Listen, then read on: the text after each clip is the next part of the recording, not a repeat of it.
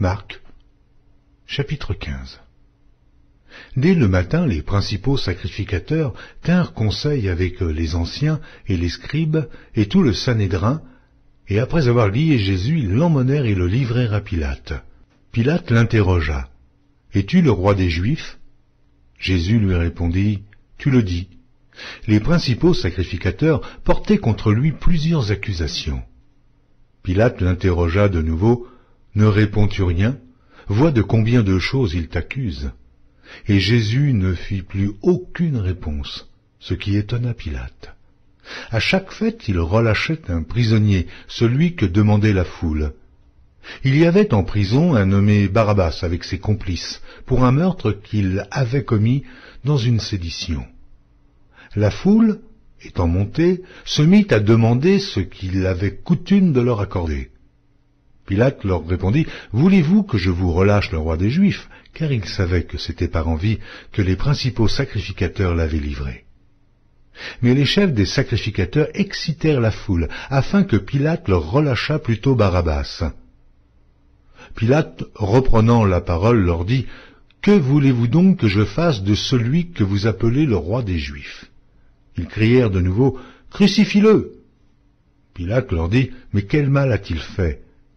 Et ils crièrent encore plus fort, « Crucifie-le, crucifie-le » Pilate, voulant satisfaire la foule, leur relâcha Barabbas et, après avoir fait battre de verges Jésus, il leur livra pour être crucifié. Les soldats conduisirent Jésus dans l'intérieur de la cour, c'est-à-dire dans le prétoire, et ils assemblèrent toute la cohorte. Ils le revêtirent de pourpre, et posèrent sur sa tête une couronne d'épines qu'ils avaient tressée. Puis ils se mirent à le saluer. « Salut, roi des Juifs !» Et ils lui frappaient la tête avec un roseau, crachaient sur lui, et, fléchissant les genoux, ils se prosternaient devant lui. Après s'être ainsi moqués de lui, ils lui ôtèrent la pourpre, lui remirent ses vêtements et l'emmenèrent pour le crucifier.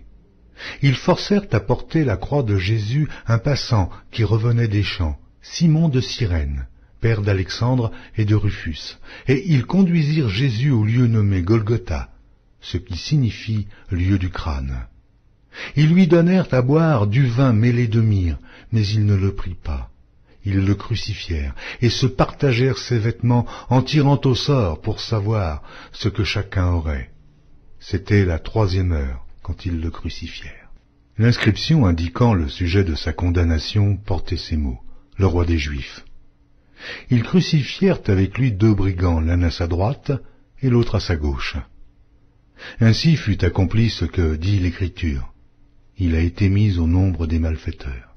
Les passants l'injuriaient et secouaient la tête en disant, « Et toi, qui détruis le temple et qui le rebâtis en 3 jours?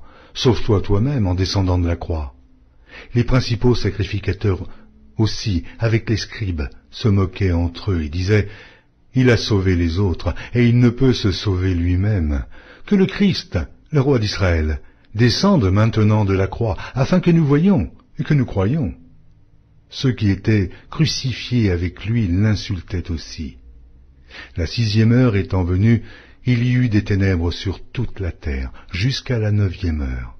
Et à la 9e heure, Jésus s'écria d'une voix forte, « Eloi, Eloi, lama sabachthani » ce qui signifie « Mon Dieu, pourquoi m'as-tu abandonné ?»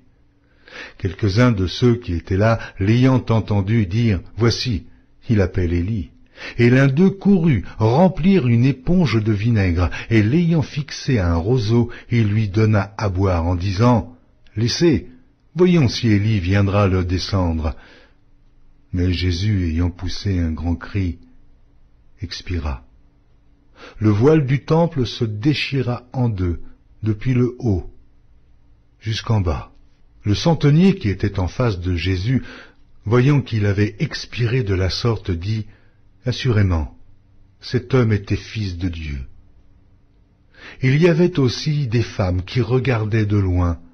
Parmi elles était Marie de Magdala, Marie, mère de Jacques le mineur, et de José et Salomé, qui le suivaient et le servaient lorsqu'ils étaient en Galilée, et plusieurs autres qui étaient montés avec lui à Jérusalem. Le soir étant venu, comme c'était la préparation, c'est-à-dire la veille du Shabbat, arriva Joseph d'Arimathée, conseiller de distinction, qui lui-même attendait aussi le royaume de Dieu.